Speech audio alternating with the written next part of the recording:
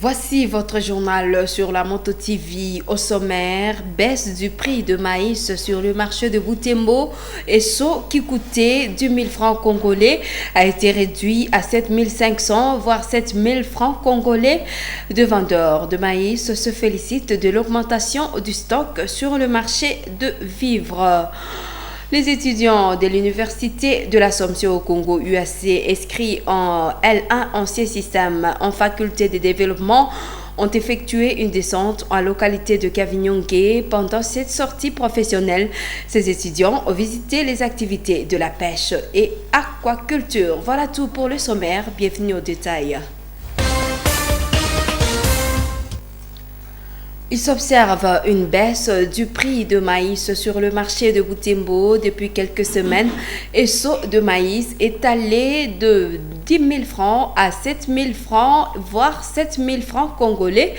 Deux revendeurs de maïs rapportent que les stocks ont augmenté sur le marché étant donné que presque tous les chargements de maïs sont conduits en ville de Butembo après fermeture de certaines routes. Reportage d'Eneli Mungesiali et Mirembe Kitawite. 7 000 francs, c'est le prix actuel des seaux de maïs depuis quelques semaines à Butembo. C'est la suite à la grande quantité de maïs qui ravitaille Butembo, étant donné que la route Rutshuru-Goma est coupée par les rebelles du M23. C'est ce qui raconte cette vendeuse de maïs, tenancière des dépôts, au croisement de l'avenue des Martyrs et la rue d'Ampias. Le prix des maïs a baissé parce que la route de Goma est bloquée. Tous les véhicules viennent directement ici à Butembo. Du coup, nous nous retrouvons avec les maïs qui viennent de partout. Mais même si les prix baissent, nos fournisseurs en souffrent car eux se ravitaillent toujours au même prix d'avant. Pour eux, il n'y a pas baisse. Cette autre vendeuse relate que, malgré la baisse du prix, la clientèle n'a pas haussé. Quand nos maïs passent trop de temps ici dans les dépôts, il y a des insectes qui commencent à les attaquer. Les clients ne sont pas en train de venir en masse. Cette hausse du prix des maïs réjouit les habitants de Butembo. C'est le cas de cette dame qui est venue acheter les maïs pour ses poules. Elle indique qu'avec cette baisse, elle nourrit ses poules aisément. Mais malgré ça, le prix d'une poule ne peut pas baisser. Je suis contente pour cette baisse du prix des maïs.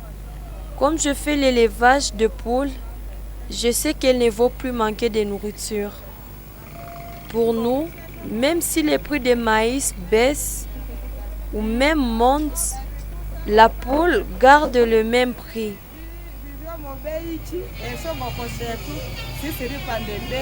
Le maïs est parmi les aliments les plus consommés à ville de Butembo. 3 personnes ont été victimes de l'attaque de bandits armés au quartier Congo-Asika, cellule Fourou, le week-end dernier. Ces victimes qui ont été touchées par balles poursuivent des soins à l'hôpital de Matanda. Dans une interview accordée à Moto TV ce lundi 26 février, ces blessés regrettent l'attaque inopinée dont ils ont été victimes. Ils appellent les autorités à bien veiller sur la sécurité de la population. Leurs propos ont été recueillis à l'hôpital de Matanda par Gérard Mourefou et Luciana Msiviro.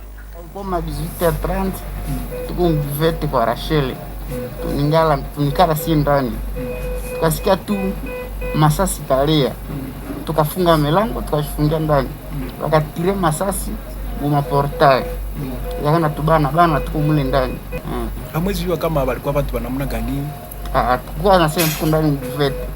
Tukona hata mtu mmoja. Njika tubana mule ndani. Tukalumia. Après ma 30 minutes, le colonel a capté tout le monde. Mlikuwa wangapi? Tulikuwa 3 personnes. Niliona kabisa wabisi. Tulikuwa kwa 3. Mimi colonel ananja leta huko. Ava wengine. Wale ulimiaka namna gani? Ulimiaka masasi vitamu hapa mbega. Katokea hapa hivi. Maziba. Tulikuwa na makilio mbili ya kwenda voyage. Kisha tulienda kauza chakula.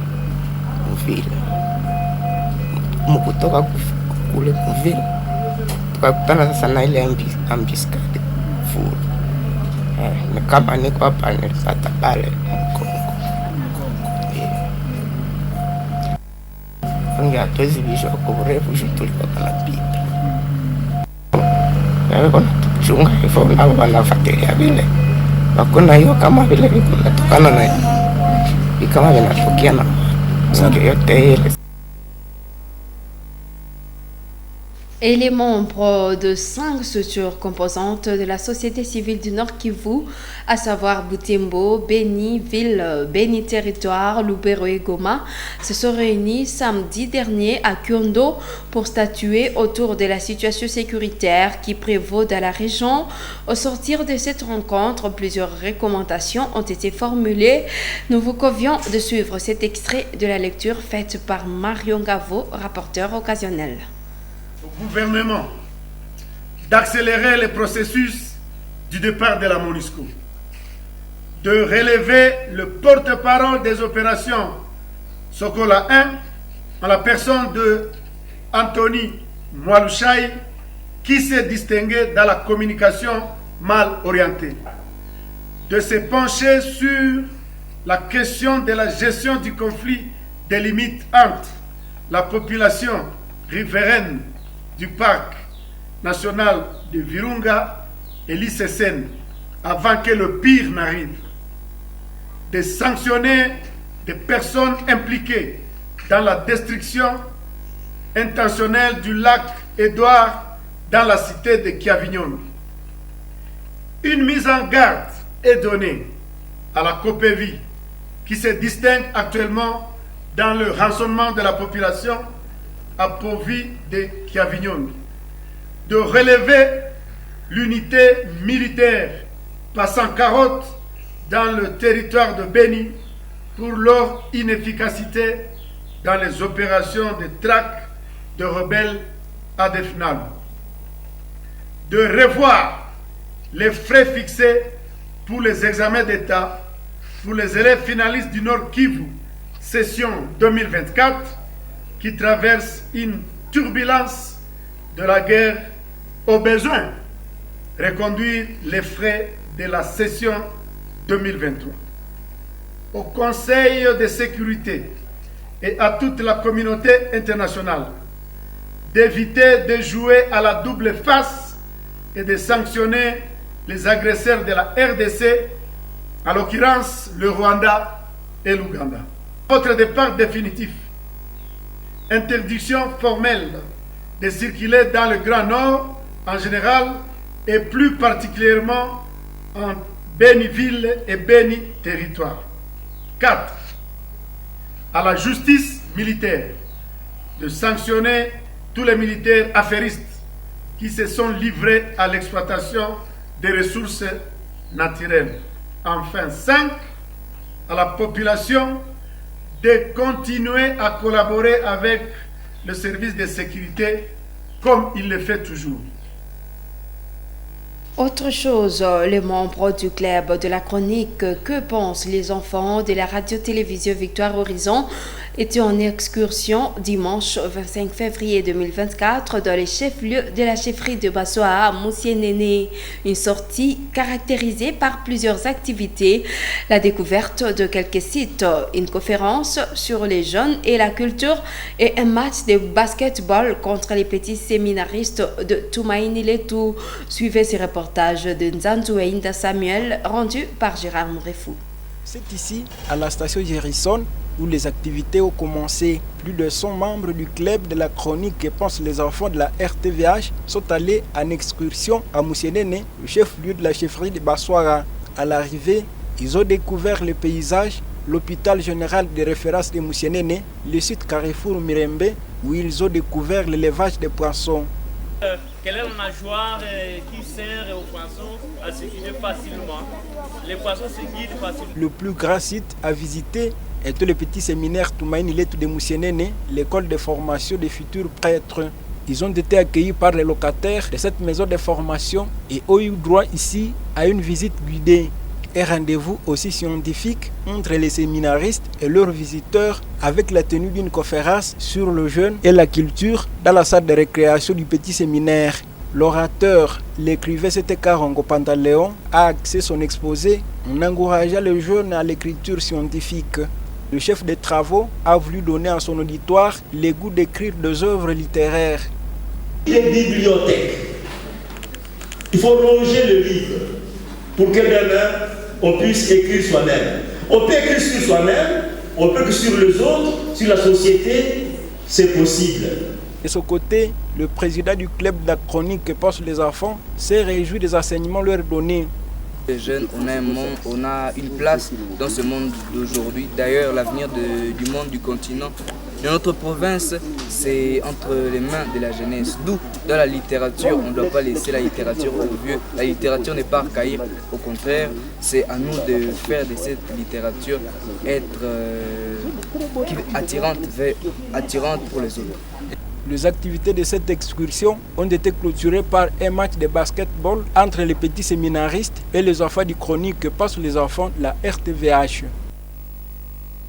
Et le dernier week-end, les étudiants de l'Université de l'Assomption au Congo UAC, inscrits en L1 ancien système en faculté de développement, ont effectué une descente en localité de Kavinyonge, située à plus de 80 km à l'est de Butembo. Ils ont visité les activités de la pêche et aquaculture, une visite qui s'est achevée sur fond de satisfaction de ces apprenants qui disent avoir réussi cette sortie professionnelle. Joël Tali les a accompagnés. Suivez cette visite décrite ici dans ce rendu de Isabelle Wangaimuka. Samedi 24 février matin, ces étudiants de la première année de licence Ancien système en faculté de développement manifestent leur présence dans ce point chaud de la localité de Kavinyonge. Ils ont évidemment passé nuit dans cette enclave du parc de Virunga après un long voyage de vendredi la veille. Ils entament tout par des civilités dans quelques bureaux administratifs avant toute activité. Je suis le vice-président du comité de pêcheurs ici. Alors pour mieux comprendre, je vais vous expliquer à Swahili. Comme dans leur tradition, cette activité commence par un entretien des pêcheurs, représenté ce jour par les vice-présidents de leur corporation. Celui-ci présente son association en quelques secondes avant de céder la parole à ses visiteurs.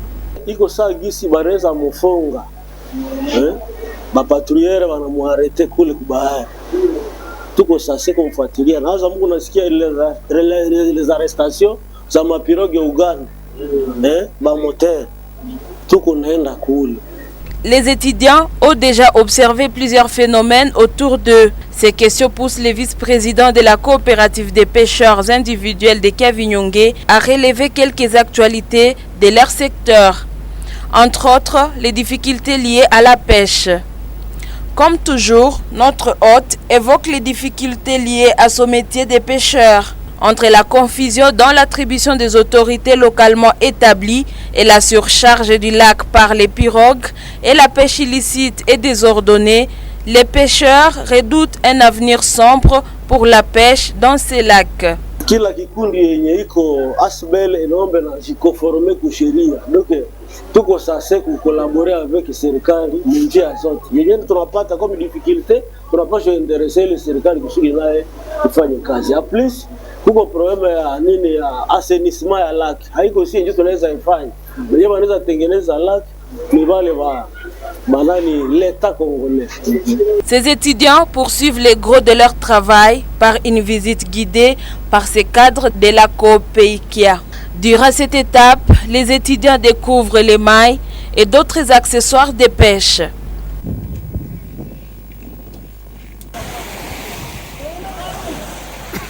Des personnes se rendent sur les lacs. Si certains peuvent faire des jours, d'autres passent des semaines à la recherche des poissons sur ces lacs Édouard en baisse d'effectifs de ces créatures. Ce jour, certaines équipes sont revenues avec des quantités insignifiantes, mais d'autres ont cependant fait le plein. Les étudiants les entourent pour assister à ces formalités à remplir par toute équipe de retour de la pêche.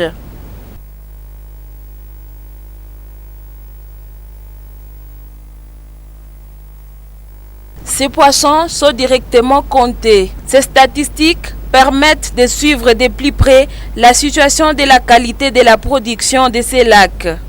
Certains seront commercialisés dans cet état naturel alors que d'autres passent à la transformation. Pour ceci, quelques techniques sont utilisées. Le séchage par salaison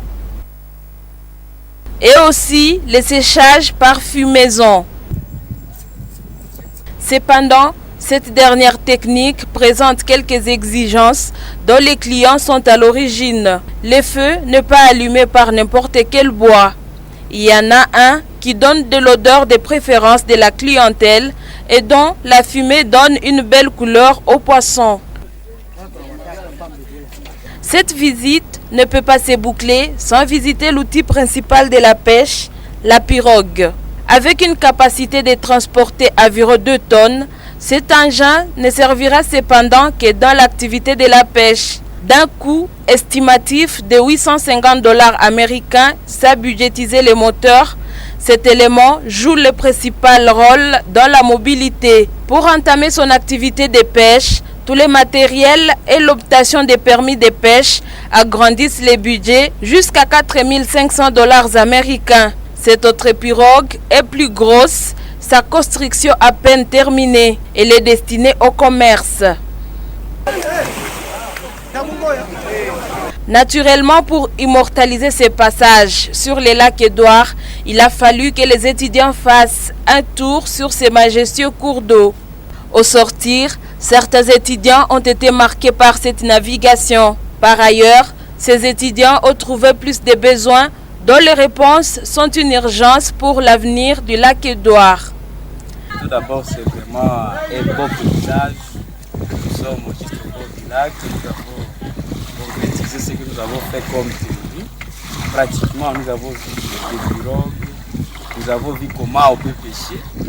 Et puis, nous avons d'ailleurs pêché. Nous avons fait certaines méthodes de pêche. Leur encadreur a également senti en ses étudiants la vie de l'apprentissage. Il croit en eux pour des réponses aux problématiques de la diminution de l'effectif du poisson dans les lacs Édouard. Cette descente de terrain, j'imagine qu'ils ont au moins mieux appréhendé la question de la pêche et que désormais, dans les programmes de développement de communautés, ils n'hésiteront pas d'intégrer directement le secteur de la pêche, puisque maintenant, ils l'ont abordé, ils connaissent mieux la question que quiconque serait resté peut-être uniquement à l'auditoire sans rentrer vraiment sur le terrain. Troisième jour, les étudiants regagnent leur tanière après autant de découvertes et de moments d'émotion. Cette activité s'organise chaque année pour les étudiants de la première année de licence en sciences de développement pour les familiariser avec l'environnement professionnel de leur filière. Ainsi se boucle cette édition. Merci à vous de l'avoir regardé. Au revoir.